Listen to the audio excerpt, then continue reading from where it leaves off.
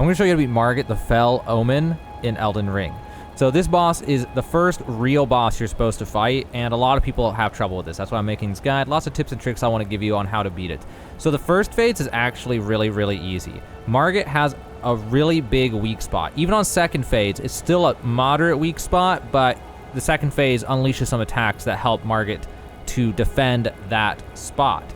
So the spot in question is the back left. So if I turn my character, see my left hand? That whole side of my body. So like his tail is how you can tell where the middle is, right? You want to be on the left side of his tail, but just barely. That whole chunk, that whole section of his body is extremely, extremely vulnerable. And you'll notice when you run at it that he'll actually try to guard it, okay? So that's like the first thing that I want to talk about. And we'll get to some clips and I'll show you what I mean as I go. Another thing I want to tell you before we even get into this is targeting. If you use the targeting system, it actually makes this boss fight harder. If you use the targeting system, then you are going to have to dodge every single attack correctly, and you can't just slip around the attacks very easily. If you don't target him and you actually just hold your, well, B on an Xbox controller, but hold your run button and just run, a lot of the attacks you can just whip around his right side, or just run and then do one quick dodge roll just to be safe, and then come back in and swing on his tail or something like that, okay? So that'll help you out a lot too. The last thing I really feel like I need to say about this boss fight before we get into this is it is going to take practice, guys. No matter what, you've got to learn the attack patterns. They're kind of hard to visualize. I have some tricks on how to see what's coming better and what, like, brush up on which attacks are going to come, but you're going to have to experience them a little bit in order to really get that timing down for yourself. And if it's really too hard, don't be afraid to just go out and explore, find some golden seeds, get some more flasks, level up a little bit and come back. You know, that's fine. But you want to beat him right now, here's all the tips and tricks that I got for you. The first thing you need to know about is the cheese strat for stage 1. If you really, really just don't want to fight it, you can do your best to just try to survive the attacks, keep distance, and wait and wait and wait until Margit does the dive attack. And when Margit does the dive attack, you can just run straight forward and just have him jump right over you, turn around, and you'll be able to get 4 swings on his backside. As long as you swing into his backside after he dives, you'll no matter what get 4 swings, and he will only have one move that he could follow up with in stage 1, which is his spin attack with his tail, which if you know you can get 4 swings, you know after the 4th swing to wait and then dodge and get 1 more swing. So 5 free swings every time that Margit does that attack. And you could try to just wait and survive and keep getting distance until Margit does that attack, and eventually just get through stage 1 if you don't want to fight Margit legitimately. But if you do want to fight Margit legitimately, what you can do is, like I talked about earlier, you focus on running to his back left, which from your perspective, you're going to run to the right. And if you can run over there, a lot of the attacks, you can easily dodge them then because the window's small for that side. And then once you dodge, you can turn around and swing on the tail or on the back, depending on how it went, get a free swing. And Margit does not like you being there, so he's going to immediately jump away or do the spin attack. That spin attack, by the way, it has a cooldown. You can only do it once every like 30 seconds or something like that. So once he's done that, you'll know he's just going to jump away instead. Or try to do another attack, but not any attack can reach. Also, you might find yourself being afraid of the yellow daggers. If you can get around to his right side, he actually will not spawn the dagger in his hand. He'll only pull out a dagger if you're in front of him still, or off to his front left or front right. If you get behind him, he will never pull the dagger on you. It's another reason to get to his back left. So if you want to be a tryhard and get it right, you just keep running towards his back left, dodge the attack if you have to, and be careful about your stamina. Be sure to back off if you're out of stamina. And if you need a flask, just run really far away. When you press X or whatever button to use a flask, that button will make him throw a dagger if he is available to do it. And it literally be the millisecond you press the button. Your button is the button to make him throw the dagger. So actually the same timing. The other big thing you need to know about, and this will apply to stage 2 as well, if you ever get this opportunity on this attack, he has one attack that is so vulnerable that you can actually get like 7, maybe 8 swings in on him during the attack. So this attack, you'll see him raise his weapon and he'll just hold it for a really long time. And if you're already kind of close, you can just run in and you can get onto the left side of his left leg. Okay, just be hugging his leg, try to be on the left side of it, just smacking him in the knee.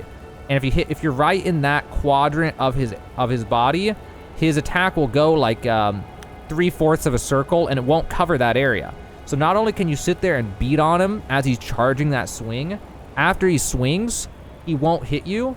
And if you're behind him when he's done with that attack, he will not recover, and he won't do the follow-up attack on it. He'll just do it and just sit there and let you hit on his back 4 times, 3 to 4 times, depending on how you did it.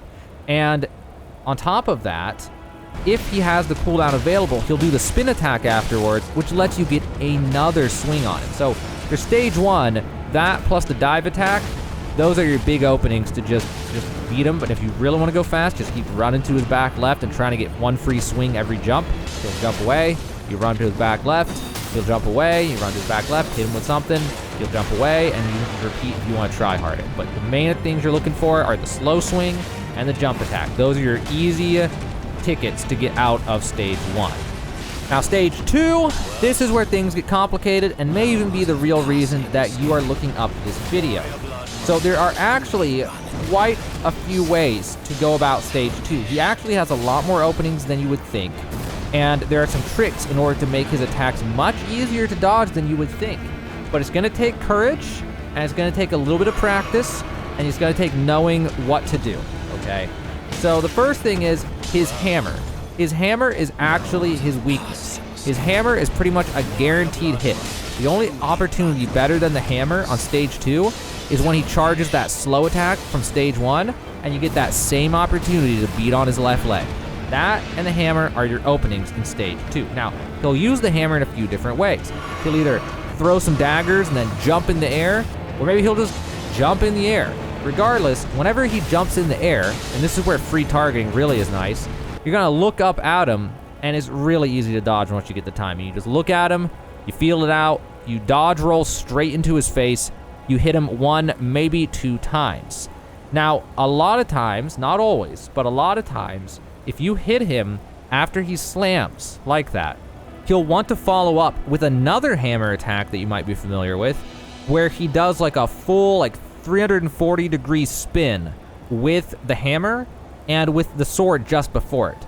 Now, dodging this is extremely difficult. I would not recommend it. If you are gonna dodge, you're gonna dodge to his right side, and you're gonna dodge just before the sword swing happens. If you do that, you will slip through most of the time. Not worth it though if you can help it. What you want to do is know that he's going to pull it out, or the moment you see him pull it out, if you're not committed to a swing, you're going to hold your run button, and you are going to run to his front left, which will be hopefully your back right, and get some distance, and then he'll swing with the hammer. The hammer's not actually going to reach very far on that attack, and you can easily just run back in afterwards and hit him with a dash attack, and after that, it'll often trigger a move that you might be terrified of, which is actually the move you want because it's actually the easiest to dodge, believe it or not. Now, he may come back with many different moves at this point, but the majority of the time, if you hit him after that hammer side swing, he will come back at you with a move that may make you think of the Dancer of the Boreal Valley from Dark Souls 3. He'll do an attack where he spins to win, basically. He'll just spin with a swing, and he'll spin with a swing, and he'll spin with a swing. Now, the catch for this is if you dodge away from him, you have to dodge absolutely perfectly between those swings in order to not get hit. That is not how we do this one. It's actually a very easy attack to dodge. It all comes down to dodging the first swing. If you dodge the first swing, you get it no matter what. What you're gonna do is you're going to dodge to his back right. So for you, you're gonna go forward and left, and you're gonna roll, rotate clockwise around him. You roll once to dodge the first one, and then you roll to dodge the second one, like rolling towards his tail from that side. And after that, you actually, most of the time, you won't even have to dodge the next one, but I usually, just to be safe, will just dodge again at his backside for the third swing, and then just hit him once or twice and have him reset or whatever he's gonna do next. So that's like a huge opening that you can take advantage of over and over again. It's actually really consistent once you've done it a few times and you realize that's what you should be doing. You'll realize if you can just dodge that first swing, the whole attack's just a miss then. He won't be able to hit you basically as long as you just dodge that first one. Another thing that makes stage 2 so difficult for a lot of people is if you try to run away from him at the wrong time, that will bait him into doing so many different attacks that actually are dangerous. There are a lot of attacks that are to chase you, and those ones are much harder to dodge. You have to dodge one after another, after another, after another, and just keep dodging correctly without missing the input in order to survive. What this boss does not want you to do, just like stage 1, he does not want you to run into him and to his back left, which for you will be counterclockwise towards his right. Even on stage 2, he does not want you doing that. And if you do that, he'll often give you openings like the slow heavy attack. That'll let you just hit him once or hit him like 8 times. Or you may even just get an attack where you get a roll, hit him once, roll, hit him once. There's just a lot of different openings if you go for that side. Now, it's still dangerous, but that's generally the place that you want to be. You just gotta, have some courage, go for it, learn the fight. That's his weak spot. And there's one last thing you need to know that's extremely important for stage 2. He has one attack that you're gonna wanna bait out when you're trying to get back in. Like if you've broken distance to heal and you're coming back into him, you're gonna wanna run in and out of his range and let him attack at you and just run and dodge it and run away from him. You're gonna do that until he pulls out his sword. He has a yellow magic sword in his left hand that he'll summon, and he'll do a hard stab at you with it. That's the attack you want to bait out. If you can get him to bait that, if you can bait that attack out, then you can go back in more safely. His other attacks are dodgeable. That one attack is basically undodgeable if you stay close. He covers a huge area around him with that attack from like the full circle kind of. You might be able to get directly behind him and dodge it, but there's just not enough time. Also, his left leg, he really swings it out wide so you can't get around his right side in time. And if you go around the left side, you can't get around that side in time either. Basically, if he does the yellow sword attack and stabs at you and you go forward into it, you can't dodge. The timing is just right. He does a 1, 2, 3, and you'll no matter what get hit by one of them. The best case scenario actually is to dodge the first one, purposefully get hit by the second one, and then dodge the third one, because the second one doesn't actually hit very hard. But that is one you just want to avoid as much as you can. There's no good way to dodge that one. If all this doesn't help and you can't beat stage 2, not only should you consider going and leveling up some, but if you want to try to cheese it, you can just try to run forward and run away, run forward and run away, run forward and run away until eventually he pulls out the hammer and jumps at you. That'll give you one free swing and then you run away. And you can just keep trying to do that until the fight's over. If you die, it's going to feel real bad because it's going to make the fight take a really long time, and then dying is going to feel really bad afterwards. But that's your best bet for cheesing stage 2, is just trying to abuse his hammer jump. Everything else is going to take practice. It's going to take timing and getting used to it, and like accepting that you have to dodge into it. Again, also I want to repeat, if you can make yourself play without the target lock system, it will make this fight much, much easier. I highly, highly recommend doing this fight without the target lock system, because it allows you to more easily whip around his sides, and much easier to do that than dodge and get swings on his backside.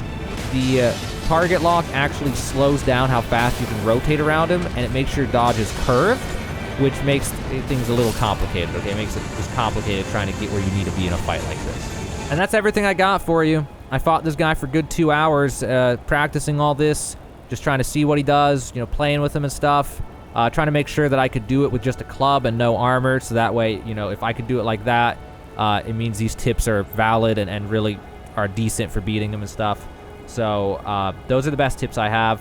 It's just about knowing the openings, knowing how to force an opening, and also knowing which attacks are undodgeable, which attacks are dodgeable, and knowing what way to dodge the attacks. So really, if you don't watch a guide like this, it's one of those fights where you just have to have an open mind. You got to go in knowing you're going to lose before you win, and you're going to have to just try things, try running around, try getting him from weird angles, see what happens if you run into him instead of a way. You got to play with it until you get it. But hopefully I was able to save you guys a few hours of doing that by watching this video. Hopefully these tips and tricks helped you out. Also, hopefully maybe the cheese strat will work for you for stage 1 or stage 2. Hopefully between everything I said, you'll find some way to be able to get past Margit in Elden Ring, get past this boss, and get on with the rest of the game. Also, if you found this guide helpful, consider subscribing. Not only do I make Elden Ring content, but in the future, whenever there's a big hot game like this, I make lots of guides and tips and tricks. Right now, right this second, making Elden Ring guides, making Lost Art guides, making whatever other games come out, you know, guides, tips, tricks, stuff like that. So if that sounds interesting or useful to you, definitely consider subscribing. But hopefully now you have a better shot at beating Margit in Elden Ring.